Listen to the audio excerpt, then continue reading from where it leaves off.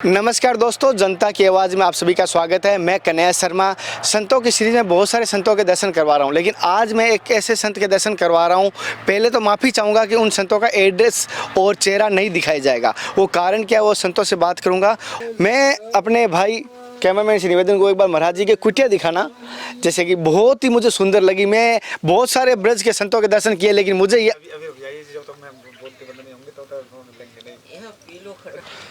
साथियों जो यहाँ पर ब्रजवासी है उनसे थोड़ा सा महाराज जी के बारे में जानेंगे, क्योंकि इनके माध्यम से ही मैं वहाँ तक पहुँच रहा हूँ। तो इनकी एक बार बताऊँगा, महाराज जी किस प्रकार के गुरुजी हैं। और सुना है कि यहाँ बिल्कुल भी फ़ोटो नहीं लेने देते थे और कलकत्ता यूनिवर्सिटी के लेक्चरर थे।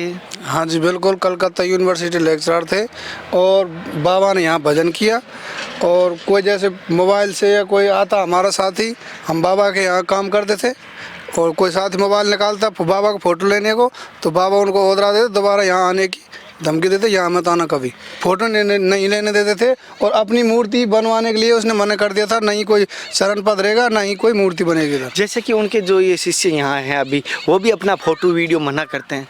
हाँ जी, वो भी मना करते हैं, लेकिन फिर भी हमें आज्ञा दी है कि आप चेहरा ना दिखाना, सत्संग जरूर दे देंगे। उनकी आज्ञा से करेंगे। हाँ, सत्संग फिर बाबा ने दिया ना। हाँ, बाबा ने दिया सत्संग। जैसे कि इनकी एक बार ब्रजवासियों का बहुत बहुत धन्यवाद कहना।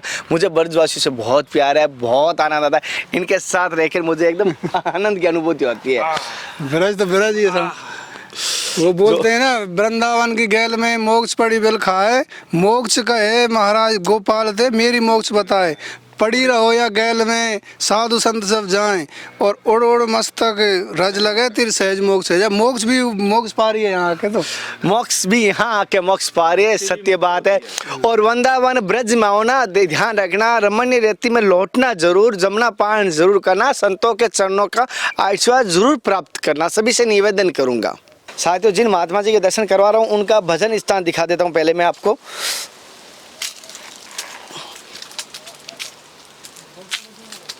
ये स्थान यहाँ पर भजन करते हैं, जैसे आप देख पा रहे हो यहाँ पे भजन करते हैं। और चारों तरफ से झाड़ियाँ लता पता है, देख से आप देख पा रहे हो। और यहाँ पर इनका एक अलग ही अनुभूति होती है। ये दिखाई दे रहा है आपको, लता है पता है, ये कहीं आप झाड़ दिखाई दे रहा है, किसी पेड़ दिखाई दे रहे हैं, असलियत में ये संत हैं। हमने ये संतों से, यहाँ वृंदावन के ब्रज के सभी संतों से जाना है, अनुभव किया है। और साथ साथ ये कैसा ना एक ओरा जो एनर्जी यहाँ बैठ के जो मुझे मिल रही है, ऑटोमेटिक ही मैं वो बता सकता हूँ, शब्दों में बयान कर सकता हूँ। वो मैं महाराज जी का स्थान महाराज जी से पूछ के ज़रूर बता दूंगा।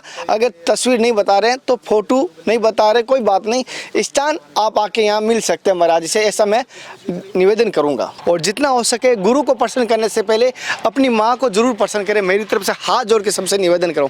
और महाराज जी का चेहरा नहीं दिखेगा तो मेरी बात को माफ़ कर देना, सत्संग ध्यान से ज़रूर सुनना। महाराज जी राधे राधे।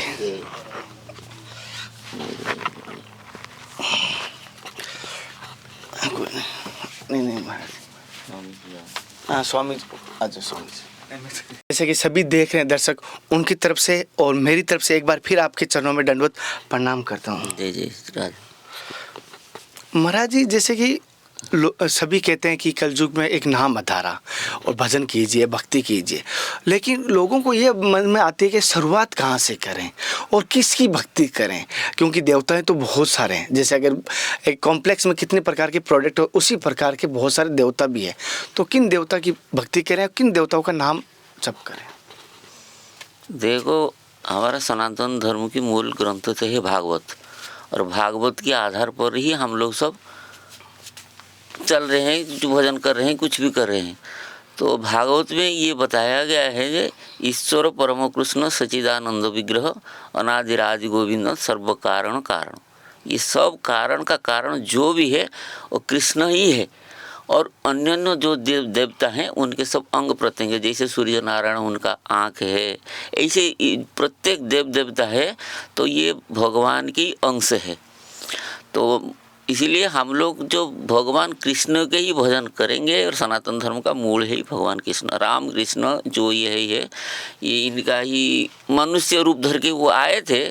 भगवान खुद आके यहाँ भक्ति प्रचार करके, वो उनका भी उद्देश्य यही है कि जाके हम दुनिया में धरती में आए, और दो रूप में ही आए, तो एक कृष्ण के रूप में आए, एक राम रूप के आए, और बहुत सारे अवतार तो हुए, 24 अवतार हुए, बराह, मिन्य, कश्यप, ऐसे बहुत अवतार हुए। पर जो भजन करने के लिए जो हम मनुष्य अवतार लेके आए, उसमें से कृष्ण और राम 2 रूप में, उसमें जिसका जो श्रद्धा उसमें भजन करते हैं विशेष करके। महाराज जी जैसे कि उनके कोई नियम, कोई ऐसी विधि होती है? हाँ, खूब विधि नियम सब बताया है, वेद शास्त्र पुराण तो भरे पड़े हैं सब, पर वो कहाँ कहाँ हम भटकेंगे। इसलिए कोई संत के, महापुरुष के चरण सानिध्य में रह के भजन करेंगे तो आपको भटकना नहीं पड़ेगा और ढूंढना नहीं पड़ेगा। मनुष्य का जन्म, मनुष्य का जो बुद्धि है वो तो सीमित है, कलि युग में और भी सीमित हो गया। इसीलिए जैसे समुद्र का पानी खारा है, तो वो खारा पानी, इतना पानी है फिर भी किसी जीव का प्यास नहीं मिटा सकता है। वही पानी अगर बरसात उसको ऊपर ले जाता है और उस बरसता है, वही अमृत हो जाता है, उसको पानी हम ले सकते हैं। ऐसे ही ये शास्त्र खारा समुद्र के सहित है, मनुष्य की बुद्धि सीमित है। इसीलिए वही शास्त्र साधु महात्मा पढ़ते पढ़ते पढ़ते पढ़ते पढ़ते उससे ऊपर मंडराते के उनमें सार चीज़ ले लेते हैं और वही हमको बताते हैं, ये करो, ये करना, ये नहीं करना, ये नहीं करना, ये नियम बन जाता है। तो जो वो बताते हैं साधु महात्मा वो बताते हैं। इसीलिए कहते हैं कि गुरु का सानिध्य में रह के भजन करने से आपको ज्ञान के लिए भटकना नहीं पड़ेगा। नहीं तो आज कलि युग में आप कहीं भी जाओ, भटकाओ है, अगर वो भी ये भगवान का इच्छा से मिलता है। जो साधु संत ये वो भगवान का इच्छा से मिलता है। महाराज जी जैसे कि माफ़ी चाहूँगा कि मैं बहुत हूँ, गलती हो जाए तो, जैसे कि आपने चेहरा और सब नाम गुप्त रखने के लिए, लोग तो कहेंगे कि नाम चेहरा गुप्त रखा, तो क्या कारण से बहुत सारे संत और आप जैसे नाम और चेहरा गुप्त रखते हैं? देखो, नाम तो हम तो आप तो जानते हैं स्वामी राघवदास जी, तो फिर उनको क्या कमी था, उन्होंने क्यों अपना ये नहीं बताया कि शकल नहीं बताया कि कितने भी उनको लोग चाहते थे दुनिया में। अब तो ऐसा संत मिलना भी मुश्किल है और दुर्लभ है। तो हम रोज इनका ग्रंथ पढ़ते हैं। पहले उनका ग्रंथ जो ग्रीन वाला, इनके ही हमको इतना लगता है जैसे स्वामी जी हमारा पास ही उनके ग्रंथ हमको पढ़ते हैं, इतना आनंद आता है। तो इसलिए ये प्रचार है, ये प्रचार बढ़िया चीज़ नहीं है। अगर कोई भक्ति करना चाहते हैं तो सच्चा मन से अगर भगवान का शरण में आ जाए, स्वामी जी वही तो बार बार कहते हैं कि कोई सच्चे मन से, उन्होंने कहा कि हमको पहले उन्होंने चित्रकूट ने उन्हें एक माता जी ने प्रवचन दिए थे, उन्होंने सुना कि सन्मुख होई जीव जो भजई जन्म कोटि अघना आशय तो भाई। ऐसे उन्होंने ऐसा सुना और फिर उन्होंने आके उन्होंने एक कोठरी के भीतर किवाड़ बंद करके उन्होंने वही श्लोक दोहराया। वो ठाकुर जी को दंडवत किया, है ठाकुर जी हम तो कुछ जानते नहीं है, हम आपके शरण में हैं, आप हम शरण ले लीजिए। उन्होंने कहा कि इतने हम कह दिए, उसके बाद धीरे धीरे हमको ऐसे ही ले गया, क्योंकि पहले हमारा इतना भक्ति में मन नहीं था कि हम नहीं जानते थे। तो जब हमने ये भगवान को ये कह दिया, एक बार जब भगवान हम आपको शरण में है, उसके बाद हमारा कितना। इसलिए कोई भगवान का शरण में आ जाए और सच्चे मन से भगवान का शरण ले लिए तो फिर उसके बाद उसके कोई करना कुछ जरूरी नहीं रहता है, वो कर भगवान सब आप करते हैं। इसलिए जो प्रचार है वो दिखाना है, दिखावा है, या बढ़िया चीज़ नहीं। हमें तो ये पसंद है, हमारे गुरुजी की पसंद नहीं था ये। गुरुजी तो किसको यहाँ फटकारे नहीं देते थे, वो सत्संग खूब करें, खूब दिन भर करें, पर वो फोटो लेना ये न ये सब प्रपंच में, उसमें धीरे धीरे मान बढ़ाई प्रतिष्ठा, ये तो साधु के लिए तो शुक्र विष्ठा के समान बराबर है। तो इसमें जितना नीरव रहा जाएगा उतना बढ़िया। जैसे कि गुरु महाराज ने कहा है, मान सम्मान साधु के लिए विष्ठा के बराबर है, और मान सम्मान उस शरीर का हो रहा है जो नासवान है, जो शरीर का मान सम्मान कर रहे हैं वो नासवान, ये ब्रजवासी हैं। और ये जैसे इनका अगर चेहरा महाराज जी का नहीं दिख रहा है, इनका दिख रहा है, तो ये यहाँ पर है, तो ये एड्रेस किसी को मत बताना, अगर कोई आपसे मिले तो अभी महाराज जी का गुप्त रखा है। महाराज जी एक छोटी सी मन में मेरी एक मन का सवाल है कि जानना चाहता हूँ कि भी भगवान पाने के लिए उससे पहले एक सीढ़ी होती है, जैसे किसी गांव, बीच में कोई गांव आता है, तो भगवान को पाने से पहले कौन सा एक ऐसा स्थान है जहाँ पर हमें पहुँचना जरूरी है? ये भगवान को पाने के लिए दीनता जरूरी है, पहले दीनता जरूरी। दीनता के बिना भगवान प्रसन्न नहीं होते। जैसे हर देवता का कोई वाहन होता है, ऐसे ही भगवान के वाहन, जो भक्ति देवी का वाहन है, दीनता। भक्ति देवी मतलब वो दीनता के बहान ऊपर ही बैठते हैं। और भगवान हृदय के कान के भीतर जाके, हमारा महाराज जी कहते थे, जी हम भागवत कथा सुनते हैं, कुछ भी अनुष्ठान करते हैं, तो भगवान पहले कान के भीतर हृदय में जाते हैं और देखते हैं जो हृदय सिंहासन को ऊपर भक्ति देवी विराज करने से पहले देखते हैं यहाँ दीनता है कि नहीं।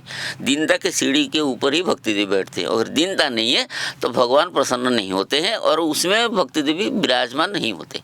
इसलिए दीनता के जरूरी है, पहले सोपान तो दीनता है। हमारे महापुरुष, हमारा जो चैतन्य महाप्रभु की वाक्य है, तृणादपि सुनिचेन तरुरैव सहिष्णुः अमानिनो मानदेन कीर्तनीय सदा हरि। अगर सदा कीर्तन हरि कीर्तन करना है तो दीनता के आधार पर ही कीर्तन करना चाहिए।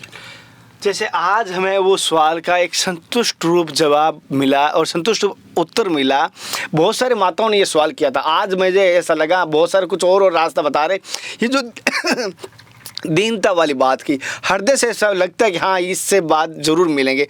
महाराज जी, जैसे कि आप बच्चापन से सन्यासी है, गृहस्थ का पालन करके? देखो, ये बचपन गृहस्थी हो, वो ब्रह्मचारी हो कि कुछ भी हो, भगवान का भक्ति भगवान का इच्छा से ही होता है। और ये पूर्व जन्म के जैसे बादल, टुकड़ा टुकड़ा बादल जो एकजुट हो जाते हैं, जो बरसात होता है, ऐसे ही जन्म जन्म का संस्कार जब इकट्ठा हो जाता है तब साधु संग मिलता है। साधु संग के बाद भजन का प्रक्रिया होता है। और जितने दिन तक हमको जहाँ जहाँ भटकना था भटक लिया, फिर उसके बाद ठाकुर जी अपने चरणों में ले लिए। ये सब जीव के लिए, हमारे लिए नहीं है, ये सब जीव के लिए, क्या गृहस्थी हो, क्या ब्रह्मचर्य हो, कोई गृहस्थी हो, भक्ति अपने मन से नहीं होता है। भगवान जो जिसको चाहते हैं वही उसको ही भक्ति कराते हैं। ये तो हमारा जो एकदम पक्का अनुभव है। हमने जीवन में कभी सोचा नहीं था कि हम जाएंगे ब्रज में रहेंगे भजन करेंगे, ना, कभी नहीं। हाँ, ऐसे संस्कार था कि हम बचपन से गीता भागवत पढ़ते थे, कब ठाकुर जी के लिए फूल तुलसी तोड़ना, माला गुंथना, ये हमारा ये श्रद्धा था। पर ऐसे जो हम ब्रज में जाके भजन करेंगे, त्याग वैराग कर भजन करेंगे, ये बिल्कुल हमको आइडिया ही नहीं था। क्योंकि कहाँ ब्रज और कहाँ हम, ये जब हम सत्संग किए और गुरु के चरण में रहे, जब मुझे पता चला कि नहीं, ये भगवान का इच्छा का व्यतीत। क्योंकि और भी तो भाई है हमारा, और क्यों वो नहीं आ पाए? एक ही माँ बाप का तो हम संतान है, तो वो क्यों आ नहीं पाए? हम कैसे आ गए? इसलिए हम यहाँ आके जब सत्संग करते हैं, एकांत में चिंतन करते हैं, तो पता चलता है कि भगवान ने हमको लेके आए, वो जैसे ले जाएंगे, जहाँ जहाँ ले जाएंगे हमको ऐसे ही रहना पड़ेगा, वैसे जाना पड़ेगा। वो हमारा, मुझे ऐसा लगता है भगवान हमारा हाथ जैसे आंगुली माँ पकड़ के ले जाते हैं, इसी ठाकुर जी यहाँ ले आए।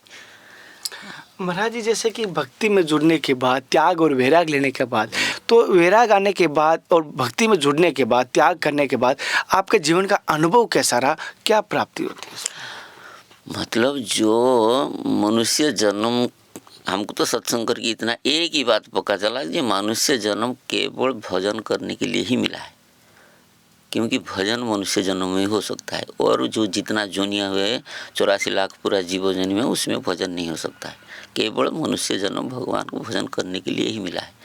और मनुष्य जन्म अगर भजन करके अगर मनुष्य जन्म मिल के साधु संग मिलना, और ये भी और बहुत बात है। और साधु संग करने के बाद और भजन करने में एक आनंद है। भजन करने में एक जो आनंद है, भजन करने के बाद मन में जो प्रसन्नता, जो ये बहुत बड़ी चीज़ है, वो तो अनुभव की बात है। ये तो बहुत, जिसको भगवान के ऊपर कृपा हो, जो लोग भजन करते हैं, ये लोग अपना अनुभव समय समय में बताते हैं। पर महाराज जी, जैसे कि आज के समय देख रहा हूँ कि बहुत सारे संत नए बच्चे, जैसे पहले क्या होता था हमारे गांव में, एक 4 बेटे थे, उसमें एक बेटा संतों को दे देते। आज के टाइम में नए संत बहुत कम बन रहे हैं, धर्म का प्रचार कम हो रहा है। क्या ऐसा नहीं लगता कि एक परले आने का संकेत बन रहा है? प्रलय आने का संकट नहीं है, ये भगवान का इच्छा से, भगवान का इच्छा से संत आते हैं। संत आएंगे और आएंगे। संत नहीं आएंगे तो धरती एक टिक नहीं पाएगा ना, एक क्षण भी टिक नहीं पाएगा। पहले तो महाराज जी ने अपना, जैसे कि नाम अपना गुप्त रखा है, एड्रेस चेहरा अपना गुप्त रखा है, लेकिन फिर भी महाराज जी के एड्रेस बता रहे हैं, अपने गुरु जी के स्थान का एड्रेस बता रहे हैं। महाराज जी बताइए, आपके गुरु जी का यहाँ का स्थान का एड्रेस बता दीजिए, थोड़ा सा बताइए, आप बता दीजिए गुरु जी की आज्ञा से। गांव घाटा है, ये गांव घाटा में स्कूल, सरकारी स्कूल के पीछे यहाँ हॉस्पिटल है, कामा रोड पे, यही एड्रेस है, यहीं पे बाबा का स्थान है। यहाँ से कामा 5-7 किलोमीटर, 7 किलोमीटर। जैसे कि महाराज जी, जैसे कि बता देता हूँ, इसका महाराज जी ने मुझे एड्रेस बताने के लिए थोड़ा छूट दिए, वो भी थोड़ा सा। कामा से 7 किलोमीटर दायरे में है घाटा गांव है। कामा से 7 डीग रोड पे 7 किलोमीटर यहाँ पर स्थित है। लेकिन जो कोई अगर भक्ति संबंधित, भजन संबंधित कोई सवाल या कोई बात करना चाहता है वही आए, अन्यथा यहाँ आके अपना समय और महाराज जी का समय खराब ना करें। मैं सभी से कहूँगा भजन में बाधा ना बने, किन्हीं की साधना में बाधा ना बने। फिर मिलते हैं नए संत महात्मा के साथ, तब तक जय हिंद, वंदे मातरम, हर हर महादेव, जय श्री कृष्णा, जय श्री राधे। हे नाथ, हे मेरे नाथ, मैं आपको भूलूं नहीं।